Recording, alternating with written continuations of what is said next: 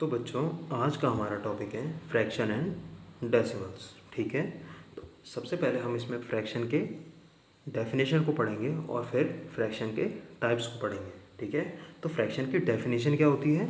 The number of the form a upon b। ठीक है, where a is a numerator and b is a denominator. ठीक है, तो fraction को represent करने का तरीका क्या होता है? a अपॉन b की फॉर्म में। ठीक है, इसमें a न्यूमरेटर होता है और b डिनोमिनेटर होता है। ठीक है, अब कंडीशन गिवन क्या होती है इसमें कि b does not equal to zero, कि आप b की वैल्यू जीरो नहीं रख सकते। If b equal to zero, यदि b इक्वल टू अगर जीरो आप रख देते हो देन आंसर क्या आता है? इस a अपॉन b वाली फ्रैक्शन में आंसर क्या आएगा?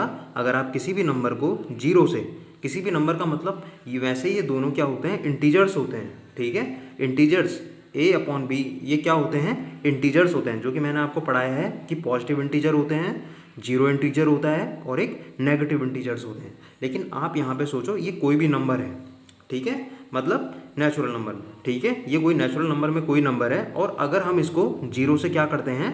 डिवाइड करते हैं, तो इसका आंसर क्या होगा? इन्फिनिटी। इन्फिनिटी क्या होता है? बहुत बड़ा नंबर या एक लार्ज नंबर जिसको डिफाइन न किया जा सके। ठीक है, अब देखिए इस कॉन्सेप्ट को समझने के लिए आपको सबसे पहले एक छोटा कॉन्सेप्ट समझना होगा। जैसे हमारे पास यहाँ पर है 15, ठीक है, अपॉन 5। ठीक है, ये है, ये एक फ्रैक्शन फॉर्म में है, a अपॉन b की फॉर्म में। ठीक है, अब यहाँ से हम क्या करेंगे? इसका मतलब क्या होता है? जैसे हमारे पास 15 अंदर है और 5 है, तो हम 5 से 15 को कितने नंबर ऑफ टाइम्स में इसके रिमाइंडर को जीरो कर सकते हैं या इसे पूरा पूरा टर्मिनेट कर सकते हैं। ठीक है, तो कितने नंबर ऑफ टाइम्स में टर्मिनेट कर सकते हैं? 5 3 जा 15, तो 5 1 जा 5, 5 3 जा 15, तो 5 3 जा 15, ऐसे में इसका रिमाइंडर भी क्या हो गया? जीरो। ठीक है, तो हमें 5 से 15 को टर्मिनेट करने के लिए कितने नंबर ऑफ टाइम्स 5 की ज़रूरत पड़ी? 3 नंबर ऑफ टाइम्स। ठीक है, तो 5 1 जा 5, 5 2 जा 10 और 5 3 जा 15, तो 3 नंबर ऑफ टाइम्स हमें ज़रूरत पड़ी। ठीक है, इसी तरीके का एक और क्वेश्चन ले लीजिए। जैसे हमारे पास है 16, अपॉन में है 4। ठीक है, तो 4 से हम 16 को कितने नंबर ऑफ टाइम्स में पूरा पूरा टर्मिनेट कर सकते हैं या पूरा पूरा उसको क्या कर सकते हैं? उसके रिमाइंडर को जीरो कर सकते हैं। तो 4 1 जा 4 और 4 4 जा 16। ठीक है, इसको आप ऐसे भी कर सकते हो, 16 ऊपर वाला अंदर आ जाएगा और नीचे वाला बाहर। ठीक है, तो 4 4 जा 16, इस तरीके से आप इसको पूरा पूरा टर्मिनेट कर सकते हो। ठीक है, अब ये कॉन्सेप्ट आपको समझ में आ गया होगा। तो अब जैसे आपको ऊपर का समझ में आ गया होगा ये वाला क्वेश्चन, तो देखिए अब गिवन कंडीशन के अकॉर्डिंग हम क्या करते हैं कि जैसे ये 15 है तो ये क्या है? एक पॉजिटिव इंटीजर है। ठीक है, अगर हम इसको जीरो से डिवाइड कर दें, ठीक है, तो क्या जीरो इस 15 के रिमाइंडर को जीरो बना सकता है? ठीक है, क्या ये इसको टर्मिनेट कर सकता है? जैसे कि 16 अपॉन 4 है, तो 4 16 को कितने नंबर ऑफ टाइम्स में जीरो कर रहा था? 4 टाइम्स में। ठीक है, तो इसका आंसर क्या होगा? 4। ठीक है, तो ऐसे ही क्या जीरो 15 को पूरा पूरा टर्मिनेट कर सकता है? ठीक है, नहीं कर सकता, क्योंकि जीरो के साथ हम किसी भी नंबर की जब मल्टीप्लाई करते हैं तो वो ऑलवेज उसका आंसर क्या होता है? जीरो ही होता है। 0 1 जा 0, 0 2 जा भी 0, 0 3 जा 0, ऐसे कितने नंबर ऑफ टाइम्स हमें जीरो की मल्टीप्लाई करनी पड़ेगी? बहुत नंबर ऑफ टाइम्स। तो उन बहुत नंबर को क्या बोलते हैं? इन्फिनिटी। मतलब हम इसको कभी डिफाइन कर ही नहीं सकते। ठीक है, इसीलिए जब हम 0 से 15 को टर्मिनेट करने की सोचते हैं तो वो कभी पॉसिबल होता ही नहीं है। ठीक है, इसीलिए इसका आंसर क्या आता है? इन्फिनिटी। ठीक है, ये इसको बोलते हैं अनडिफाइंड। ठीक है, अब जैसे आप 16 अपॉन 0 ले लीजिए, क्या हम 0 से 16 को टर्मिनेट कर सकते हैं? नहीं कर सकते हैं, क्योंकि 0 से 16 को टर्मिनेट पॉसिबल होगा ही नहीं। क्यों? क्योंकि 0 के साथ किसी भी नंबर की मल्टीप्लाई करने पर आंसर क्या आता है? ऑलवेज 0 ही आता है। तो 0 को हम कितने नंबर ऑफ टाइम्स मल्टीप्लाई करेंगे? इन्फिनिटी। ठीक है, इन्फिनिटी का मतलब कितने भी नंबर ऑफ टाइम्स आप 0 को मल्टीप्लाई कर लीजिए, लेकिन वो 16 को कभी भी टर्मिनेट नहीं कर पाएगा, ठीक है। इसीलिए इसका आंसर क्या होता है, इन्फिनिटी, ठीक है। जैसे ऊपर वाले क्वेश्चन हमने 2 क्वेश्चन किए थे, जिसमें अगर 15 को अगर आप 5 से डिवाइड करेंगे तो 5 3 जा कितना होता है 15, तो इसका आंसर क्या था 3, ठीक है। 16 को अगर आप 4 से डिवाइड कर रहे थे तो इसका आंसर क्या था 4। लेकिन जब हम 16 को 0 से डिवाइड कर रहे हैं तो हमें पता ही नहीं है कि कितने नंबर ऑफ टाइम्स में ये 16 को 0 कर देगा, ठीक है। इसीलिए इसका आंसर क्या होता है, इन्फिनिटी, या इसको क्या बोलते हैं, अनडिफाइंड, ठीक है। तो बच्चों आपको ये समझ में आ गया होगा। जैसे आप इसको एक और तरीके से समझ सकते हो, जैसे अगर आपके पास एक नंबर दिया हुआ हो 15, ठीक है, एक नंबर दिया है 15, अगर आपको बोला जाए कि इसके साथ, इस 5 के साथ आप किस नंबर की मल्टीप्लाई करोगे कि आप 15 को अचीव कर लो, तो हमें नॉर्मल सी बात है, हमें पता है कि 3 की मल्टीप्लाई करेंगे तो 15 को पूरा पूरा अचीव कर लेंगे। लेकिन आपको फिर से बोला जाए कि आप 15 को अचीव कीजिए, किसकी हेल्प से, 0 के साथ किसी भी नंबर की मल्टीप्लाई करके, ठीक है। तो क्या हम 0 के साथ मल्टीप्लाई करके 15 को कभी अचीव कर सकते हैं, नहीं। चाहे आप 1 की कीजिए, 1000 की कीजिए, 10,000 की कीजिए, 1 मिलियन की कीजिए, बिलियन की कीजिए, ठीक है, कभी वो अचीव हो ही नहीं पाएगा, क्योंकि किसी भी नंबर के साथ 0 की मल्टीप्लाई करने पर आंसर क्या आता है, 0 ही आता है। तो आप इसको इस तरीके से भी समझ सकते हो। इसमें आप नोट बना के एक चीज़ लिख लीजिए, ये आपको बाद में काम आएगी। जैसे आप किसी भी नंबर को अगर, जैसे हमने अभी तक पढ़ा है कि नंबर को हम अगर 0 से डिवाइड करते हैं तो उसका आंसर क्या आता है, इन्फिनिटी, ठीक है। एक और अगर हम 0 को 0 से क्या कर दें, डिवाइड कर दें, तो इसका आंसर क्या आता है, 0 ही आता है। अगर हम 0 को 1 से डिवाइड कर दें तब भी आंसर क्या आता है, 0, ठीक है। तो ये 3 अलग अलग केस हैं, ठीक है। इसमें से आप ये वाला समझ चुके हैं, ये वाले आगे आपके पास आएंगे, ठीक है। बस इसको नोट बना के या इसको अभी के लिए केवल याद रख लीजिए। तो बच्चों हमारा नेक्स्ट टॉपिक है टाइप्स ऑफ फ्रैक्शन, कि फ्रैक्शन के टाइप्स, ठीक है। फ्रैक्शन कितने टाइप्स के होते हैं, ठीक है। तो सबसे पहला हमारा टाइप है प्रॉपर फ्रैक्शन, ठीक है। प्रॉपर फ्रैक्शन की डेफिनेशन क्या होती है, a fraction whose numerator is less than its denominator is called proper fraction, ठीक है। जिसमें न्यूमरेटर क्या होगा, ये न्यूमरेटर होता है और ये डिनोमिनेटर होता है, जिसमें न्यूमरेटर की वैल्यू ऑलवेज छोटी होगी, किससे, डिनोमिनेटर से, ठीक है। जैसे 4/5 डिनोमिनेटर क्या है, बड़ा है, किससे, न्यूमरेटर से। 6/9 में क्या है, डिनोमिनेटर क्या है, बड़ा है, न्यूमरेटर से। 3/5 में क्या है, 5 बड़ा है, न्यूमरेटर से। तो मतलब जिसमें डिनोमिनेटर की वैल्यू ऑलवेज क्या होगी, हायर देन किससे होगी, न्यूमरेटर से, ठीक है। अब ऐसा, अब देखिए इसमें होता क्या है, जैसे आपके पास है, इसको लिखने का तरीका क्या होता है, 4 को आप अंदर रखिए, 5 को आप बाहर रखिए, ठीक है। तो 5 से इसको टर्मिनेट करने के लिए हमें सबसे पहले डेसिमल लगाना पड़ेगा। डेसिमल हमें एक 0 की अथॉरिटी देता है, ठीक है। तो 5 8 जा 40, ठीक है। तो ऑलवेज जब भी ऐसा क्वेश्चन होगा प्रॉपर फ्रैक्शन वाला, तो उसमें वैल्यू हमेशा डेसिमल से स्टार्ट होगी, ठीक है। वहाँ पर वैल्यू क्या होगी, हमेशा डेसिमल से स्टार्ट, ठीक है। तो यहाँ पे प्रॉपर फ्रैक्शन में क्या होता है कि ऑलवेज वैल्यू जो होती है लेस देन 1 होती है। हमेशा जब भी आंसर आएगा, जब आप 6 को 9 से डिवाइड करोगे तब भी आंसर लेस देन 1 आएगा, जब 3 को 5 से डिवाइड करोगे तब भी आंसर लेस देन 1 ही आएगा, ठीक है। तो यहाँ पर प्रॉपर फ्रैक्शन में क्या होता है, ऑलवेज वैल्यू जो होती है, ऑलवेज जो आंसर आएगा आपका वो लेस देन 1 आएगा, ठीक। तो नेक्स्ट फ्रैक्शन है इम्प्रॉपर फ्रैक्शन, ठीक है।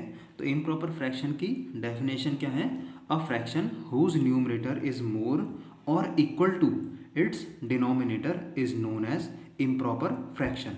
तो इम्प्रॉपर फ्रैक्शन में क्या होगा कि न्यूमरेटर ये होता है, तो न्यूमरेटर की वैल्यू जो होगी ऑलवेज ग्रेटर देन होगी डिनोमिनेटर से, या क्या होगी, इक्वल होगी। जैसे इसमें क्या है, 9/5, 6/5, 9/6, 12/11। तो इन चारों में क्या है कि न्यूमरेटर की वैल्यू डिनोमिनेटर से ज़्यादा है, ठीक है। और क्या है, यहाँ पे क्या लिखा है, मोर और इक्वल, या तो न्यूमरेटर से मतलब डिनोमिनेटर से क्या होगी, या तो बड़ी होगी या फिर बराबर होगी। ठीक है, जैसे हम कर लेते हैं, अब इसको भी सॉल्व करते हैं। जैसे हमारे पास है 6/5 ये वाला। ठीक है, तो 5 1 जा 5 बचा 1, डेसिमल लगाया, एक जीरो की अथॉरिटी, 5 2 जा 10। ठीक है, तो रिमाइंडर क्या हो गया 0। तो हमारा आंसर कितना आया 1.2। ठीक है, 1.2। ठीक है, और इस वाले में अगर हम क्या करें, 5 से 5 को डिवाइड करेंगे तो 5 1 जा 5। ठीक है, यहाँ पर आंसर क्या आया 1। तो क्या होगा, या तो इसकी वैल्यू क्या होगी ग्रेटर देन 1 होगी या फिर 1 होगी। तो इम्प्रॉपर फ्रैक्शन में ऑलवेज जो वैल्यू है वो 1 से मोर होगी या तो 1 होगी। ठीक है, तो बच्चों हमारा नेक्स्ट फ्रैक्शन है मिक्स्ड फ्रैक्शन। ठीक है, तो मिक्स्ड फ्रैक्शन की डेफिनेशन क्या होती है, a number which can be expressed as the sum of a natural number and a proper fraction. ठीक है, ये कैसा फ्रैक्शन होगा जिसमें कि दो पार्ट होंगे। ठीक है, एक नेचुरल नंबर का पार्ट और एक प्रॉपर फ्रैक्शन का पार्ट।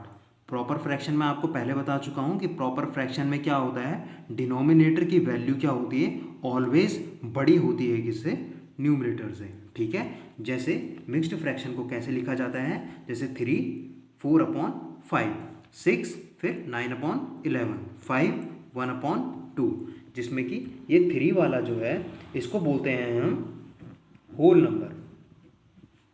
Number part. ठीक है, होल नंबर का पार्ट, और ये वाला जो होता है इसको कहते हैं हम फ्रैक्शनल पार्ट। और ये भी कौन सा फ्रैक्शन होता है, प्रॉपर फ्रैक्शन। ठीक है, ये इम्प्रॉपर फ्रैक्शन नहीं होता। ठीक है, इसमें ये चीज़ ध्यान रखना। ठीक है, ये क्या होगा proper fraction, whole number part और प्रॉपर फ्रैक्शन का पार्ट जब मिल जाते हैं तो कौन सा फ्रैक्शन बनाते हैं, मिक्स्ड फ्रैक्शन। ठीक है, तो इसमें हम अपना पहला क्वेश्चन करते हैं कि कन्वर्ट 3 4/5 टू इम्प्रॉपर फ्रैक्शन। अब हमें इसको क्या करना है, इम्प्रॉपर फ्रैक्शन में कन्वर्ट करना है। ठीक है, तो हम कैसे लिख लेते हैं, जैसे 3/3 4/5 है। ठीक है, तो सबसे पहले हम 5 की मल्टीप्लाई कर देंगे इस 3 से। ठीक है, 5 × 3। ठीक है, 5 की मल्टीप्लाई करेंगे इस 3 से, फिर इस 3 को इस वाले में ऐड कर देंगे +4 और अपॉन में यही 5। ठीक है, तो 5 3 जा 15 +4 कितना हो गया 19/5। ठीक है, तो ये 19/5 में क्या आ गया, न्यूमरेटर इस बार क्या आ गया, बड़ा आ गया। ठीक है, तो ये हमें पता है इम्प्रॉपर फ्रैक्शन में ही होता है। ठीक है, एक सेकंड एग्जांपल कर लेते हैं, जैसे 5 1/2 है। ठीक है, तो इसमें क्या करेंगे, सबसे पहले 2 की मल्टीप्लाई किससे करेंगे, 5 के साथ, और उसमें ऐड क्या कर देंगे 1। ठीक है, तो 2 की मल्टीप्लाई 5 के साथ और ऐड क्या कर देंगे 1, और इसको डिवाइड कर देंगे इस 2 से। ठीक है, तो 2 5 जा 10 +1 कितना हो गया, 2 5 जा 10 +1 11/2। तो इस तरीके से हम किसी भी मिक्स्ड फ्रैक्शन को इम्प्रॉपर फ्रैक्शन में कन्वर्ट करते हैं। ठीक है, अब आता है एक और question, convert 39/8 to mixed fraction. अब हमें कोई क्या दिया गया है, इम्प्रॉपर फ्रैक्शन दिया हुआ है। ठीक है, और इसको किस में कन्वर्ट करना है, मिक्स्ड फ्रैक्शन में। तो मिक्स्ड फ्रैक्शन में कन्वर्ट करने के लिए हम इसको डिवाइड कर देते हैं। 39 को 8 से डिवाइड करना है, तो 8 4 जा 32, रिमाइंडर कितना बचा हमारा 7। तो इसको लिखने का तरीका क्या होता है, 8 को अपॉन में लिखोगे आप। ठीक है, रिमाइंडर को यहाँ और 4 को यहाँ। ठीक है, 8 को यहाँ, 4 को यहाँ और 7 को यहाँ। ठीक है, इस तरीके से आप ये लिखना है। फिर अगर कोई आपको फिर से बोले कि इसको फिर से किस में कन्वर्ट करो, इसमें। ठीक है, इम्प्रॉपर फ्रैक्शन, तो फिर आप क्या कर सकते हो, 8 4 जा 32, 32 + 7 39, 39/8। तो फिर से ये किस में कन्वर्ट हो जाएगा, इम्प्रॉपर फ्रैक्शन में। तो बच्चों हमारा नेक्स्ट फ्रैक्शन कौन सा है, डेसिमल फ्रैक्शन। डेसिमल फ्रैक्शन क्या होता है, इसकी डेफिनेशन क्या होती है, a fraction whose denominator is any of the number like 10, 100, 1000, 10,000, ठीक है, मिलियन, ठीक है। ऐसा कोई नंबर अगर आपके डिनोमिनेटर में हो तो ऐसे फ्रैक्शन को हम क्या बोलेंगे, डेसिमल फ्रैक्शन, ठीक है। जैसे ये क्या है 6/10, इसके डिनोमिनेटर में क्या है 10 है, 9/100, 6/1000, ऐसे नंबर्स, ठीक है, जिसके अपॉन में 10 हो, 100 हो, 1000 हो, 10,000 हो, मिलियन हो, बिलियन हो, ट्रिलियन हो, ठीक है। तो ऐसे नंबर्स को हम क्या बोलते हैं, डेसिमल फ्रैक्शंस। ऐसे फ्रैक्शन को हम क्या बोलेंगे, डेसिमल फ्रैक्शन। अब इसको आप डिवाइड करके देखिए, ठीक है। तो ये फिर से अंदर ले लीजिए 10, ठीक है। ये इसे डिवाइड तो होगा नहीं, इसलिए हमें डेसिमल लगाना पड़ेगा, ठीक है। डेसिमल जीरो लगाने की अथॉरिटी देता है, 10 6 जा 60, रिमाइंडर क्या हो गया, ठीक है। तो ये क्या आ गया, डेसिमल पार्ट, ठीक है। इस तरीके से 9 और 100 है, ठीक है। तो एक डेसिमल लगाया, एक जीरो लगाने की अथॉरिटी, फिर हमें क्या करना पड़ता है, जीरो लगाना पड़ता है एक नेक्स्ट वन जीरो लगाने के लिए, ठीक है। तो 100 9 जा 900, ठीक है। तो इस तरीके से ये आ गया, ठीक है। तो इसी तरीके से हम एक तीसरा एग्जांपल और कर लेते हैं, 6 और ये 1000 है, ठीक है। तो डेसिमल लगाया, एक जीरो लगाने की अथॉरिटी, ठीक है। फिर 60 तो कटेगा नहीं, तो फिर हमें एक और जीरो लगाना पड़ेगा, तो एक और जीरो लगाने की अथॉरिटी, 600 भी नहीं कटेगा 1000 से, तो फिर एक और जीरो लगाना पड़ेगा, तब यहाँ एक जीरो और लगाने की अथॉरिटी, तो फिर कट जाएगा, ये 6000 हो गया, ये 1000 हो गया, तो 100 6 जा 6000, ठीक है। तो इस तरीके से पूरा पूरा टर्मिनेट हो जाएगा और ये क्या आ जाएगा, प्रॉपर डेसिमल, ठीक है, डेसिमल नंबर, ठीक है। तो बच्चों अब है इक्विवेलेंट फ्रैक्शन। तो इक्विवेलेंट फ्रैक्शन होता क्या है, इसकी डेफिनेशन क्या होती है, a fraction obtained by multiplying same number to its numerator and denominator is called as या is known as equivalent fraction, ठीक है। इक्विवेलेंट फ्रैक्शन, इक्वी का मतलब क्या होता है, इक्वल, ठीक है। इसके नाम से ही पता चल रहा है हम एक ऐसे फ्रैक्शन को पढ़ रहे हैं जो क्या होगा, इक्वल होगा, ठीक है। तो हमें इक्वल इसे किस तरीके से करेंगे, ठीक है। जैसे हमारे पास दिया हुआ है 3/5, ठीक है, और वो कहे हमसे कि इसके 4 या 5 क्या करो, इक्विवेलेंट फ्रैक्शन निकाल के दिखाओ, ठीक है। तो यहाँ हमने डेफिनेशन में क्या पढ़ा है कि multiplying same number two it's numerator and denominator, ठीक है। हमें एक ऐसे नंबर की मल्टीप्लाई करनी पड़ेगी न्यूमरेटर और डिनोमिनेटर में जो कि क्या हो, सेम हो। जैसे पहला इक्विवेलेंट फ्रैक्शन अगर हमें इसका निकालना हो तो हम किस तरीके से निकालेंगे, जैसे बोथ साइड क्या कर दो हम, या न्यूमरेटर और डिनोमिनेटर में सेम नंबर की मल्टीप्लाई कर दो, जैसे इधर भी 2 की और इधर भी 2 की, तो 3 2 जा 6 और 5 2 जा 10, ठीक है। फर्स्ट ये हो गया। अब 3/5 सेकेंड इक्विवेलेंट फ्रैक्शन निकालना है, तो इधर भी 3 की मल्टीप्लाई, इधर भी 3 की मल्टीप्लाई, तो 3 3 जा 9 और 5 3 जा 15, ठीक है। फिर से निकालना हो, थर्ड वन निकालना हो हमें, तो ऊपर भी 4 और नीचे भी 4 की मल्टीप्लाई कर दो। आप किसी भी नंबर की मल्टीप्लाई कर सकते हो, ठीक है। बस कंडीशन क्या होगी कि ऊपर जिस नंबर से आप मल्टीप्लाई करोगे नीचे भी आपको उसी नंबर से मल्टीप्लाई करेंगे। 3 4 जा 12 और 5 4 जा 20, ठीक है। 3/5 जैसे 7 से मल्टीप्लाई कर दो, ठीक है। 3 7 जा 21 और 5 7 जा 35, ठीक है। तो इस तरीके से एक और निकाल लो, 8 और 8, 8 3 जा 24 और 5 8 जा 40, ठीक है। तो ऐसे हमने कितने फ्रैक्शन निकाल दिए इसके इक्विवेलेंट फ्रैक्शन, 5, ठीक है। आप ऐसे कितने भी निकाल सकते हो जितने आपको पूछे गए हों, ठीक है। तो इक्विवेलेंट फ्रैक्शन निकालने का तरीका बस एक ही है कि जिस नंबर से आप न्यूमरेटर में मल्टीप्लाई करोगे उसी से ही डिनोमिनेटर में मल्टीप्लाई करोगे, उससे जितने भी नंबर आएंगे वो क्या होंगे, सब के सब इक्विवेलेंट फ्रैक्शन। अब इसको इक्विवेलेंट फ्रैक्शन बोला क्यों जा रहा है, क्योंकि ये केवल नंबर चेंज हुए हैं, एक्चुअल में वैल्यू इनकी वही आएंगी, ठीक है।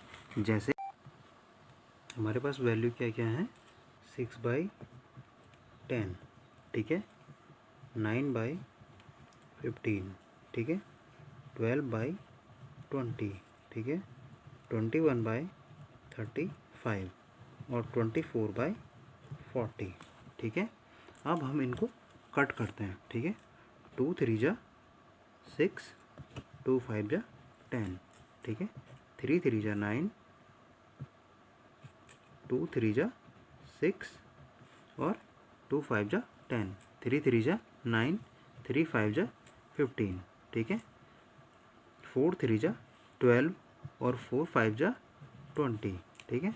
7 3 जा 21, 7 3 जा 21 और 7 5 जा 35, 8 3 जा 24 और 8 5 जा 40। तो देखो आप सब वैल्यू क्या आ रही हैं, 3/5, 3/5, 3/5, 3/5 और 3/5। तो इनके बीच में क्या लगा दिया हमने, इक्वल का साइन, ठीक है। तो ये क्या है, सारे के सारे इक्विवेलेंट फ्रैक्शन, ठीक है। तो इसकी वैल्यू भी क्या है, 3/5, 9/15, इसकी वैल्यू भी क्या आई, 3/5, 12 की भी 3/5, 3/5 और 3/5, ठीक है। तो एक्चुअल में वैल्यू इनकी सेम ही है, बट लेकिन हमें जब इक्विवेलेंट फ्रैक्शन लिखने होते हैं तो हम सेम नंबर के ऊपर भी और नीचे भी मल्टीप्लाई कर देते हैं, ठीक है। तो ये है हमारा इक्विवेलेंट फ्रैक्शन का कॉन्सेप्ट। अब आते हैं हम नेक्स्ट कॉन्सेप्ट पे, वो है हमारा लाइक फ्रैक्शंस, ठीक है। अब लाइक फ्रैक्शन होते क्या हैं, लाइक फ्रैक्शन की डेफिनेशन क्या होती है, फ्रैक्शन हैविंग सेम डिनोमिनेटर, ठीक है, but different numerator are known as like fraction, ठीक है। अगर हमारे पास ऐसे फ्रैक्शन हैं जिसका कि डिनोमिनेटर क्या हो, सेम हो, लेकिन न्यूमरेटर क्या हो, डिफरेंट हो। डिनोमिनेटर सेम होने का मतलब क्या है, जैसे हमारे पास 9/5 है, 11/5 है, ठीक है। तो इन सब पाँचों के पाँचों फ्रैक्शंस का डिनोमिनेटर सेम है, इसलिए इनको क्या बोलेंगे, लाइक फ्रैक्शन। न्यूमरेटर कुछ भी हो उससे हमें मतलब नहीं है, बस डिनोमिनेटर क्या होना चाहिए, 5 होना चाहिए। डिनोमिनेटर क्या 5 होना चाहिए, या कोई भी सेम नंबर होना चाहिए। जैसे 6/9 है या 11/9 है, तो क्या ये दोनों लाइक फ्रैक्शन है, हाँ है, क्योंकि इनका डिनोमिनेटर क्या है, सेम है, ठीक है। अब आते हैं हम नेक्स्ट वन पे, वो क्या है, अनलाइक फ्रैक्शन। इसकी डेफिनेशन क्या होती है कि fraction having different denominators and numerators, ठीक है, are known as unlike fractions, ठीक है।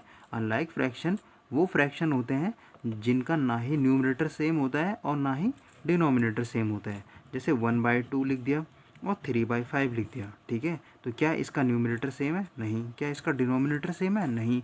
तो ऐसे फ्रैक्शंस जिनका ना ही न्यूमरेटर सेम हो और जिनका ना ही डिनोमिनेटर सेम हो, तो ऐसे फ्रैक्शन को हम बोलते हैं अनलाइक फ्रैक्शन, ठीक है। अब हम अपने नेक्स्ट टॉपिक पे जाते हैं, अब उसके बारे में बात करते हैं, क्या है वो, सिंपलेस्ट फॉर्म ऑफ फ्रैक्शंस, ठीक है। अब क्या पढ़ेंगे हम, सिंपलेस्ट फॉर्म ऑफ फ्रैक्शन। हमें क्या पढ़नी है, फ्रैक्शन की सिंपलेस्ट फॉर्म, ठीक है। फ्रैक्शन की क्या पढ़नी है, सिंपलेस्ट फॉर्म। अब सिंपलेस्ट फॉर्म पढ़ने के लिए हमें एक 6th क्लास में कॉन्सेप्ट पढ़ा था हमने, HCF, ठीक है। HCF क्या होता है, HCF की फुल फॉर्म क्या होती है, हाईएस्ट कॉमन फैक्टर, ठीक है। क्या होती है, हाईएस्ट कॉमन फैक्टर। अब हाईएस्ट कॉमन फैक्टर क्या होते हैं, देखो, जैसे हमारे पास एक नंबर है 12/18, ठीक है। हमारे पास एक नंबर है 12/18, तो सबसे पहले हम इसके क्या निकाल लेते हैं, कॉमन फैक्टर। अब 12 के कॉमन फैक्टर क्या क्या होते हैं, 1 होता है, 2 होता है, 3 होता है, 4 होता है, 6 होता है, और वो इटसेल्फ तो होता ही होता है, ठीक है। तो 12 इन नंबरों से कट सकता है, ठीक है। ऐसे ही 18 के क्या होते हैं, 1 होता है, 2 होता है, 3 होता है, 6 होता है, 9 होता है और 18 होता है, ठीक है। तो 1 और इटसेल्फ तो ऑलवेज होते ही हैं सबके, ठीक है। अब देखना है कि कॉमन फैक्टर, कॉमन कौन कौन से नंबर हैं इनमें, इन दोनों में कॉमन फैक्टर क्या क्या है, 2, 3, 6 और कोई है 1, ठीक है। तो ये चार क्या हैं इसके कॉमन फैक्टर, लेकिन हमें क्या ढूंढना है, हाईएस्ट कॉमन फैक्टर। तो इन चारों में से हाईएस्ट कौन सा है, 6, ठीक है। तो हाईएस्ट कॉमन फैक्टर क्या है हमारा, 6। तो इसको किस तरीके से काटेंगे इसको मतलब इसको 6 ले लेंगे। अब क्या करेंगे हम 12 को भी किससे डिवाइड कर देंगे 6 से, और 18 को भी किससे डिवाइड कर देंगे 6 से। तो जब इसको इससे डिवाइड करेंगे तो 6 2 जा 12 आएगा, और इसको इससे डिवाइड करेंगे तो 3 आएगा। ठीक है, इसको भी हमने 6 से डिवाइड किया और इसको भी हमने 6 से डिवाइड किया। ठीक है, तो आंसर क्या आएगा इनका 12/18 को जब हमने 6 से डिवाइड किया तो आंसर क्या आया 2/3। ठीक है, 6 2 जा 12 और 6 3 जा 18, तो आंसर क्या है 2/3। अब इनको फर्दर रिड्यूस करना पॉसिबल नहीं है। ठीक है, क्योंकि इनका कोई भी कॉमन फैक्टर नहीं है अब। ठीक है, तो ये होती है इसकी सिंपलेस्ट फॉर्म। ठीक है, बस इसके लिए हमें क्या करना पड़ेगा, हाईएस्ट कॉमन फैक्टर निकालना पड़ेगा। ठीक है, हाईएस्ट कॉमन फैक्टर निकालने के बाद क्या होगा, इसको डिवाइड कर देंगे उस नंबर से, जो भी नंबर आएगा ठीक है वो क्या होगा उसका सिंपलेस्ट फॉर्म होगी। ठीक है, अब हमारा दूसरा कॉन्सेप्ट है कंपैरिजन ऑफ फ्रैक्शंस।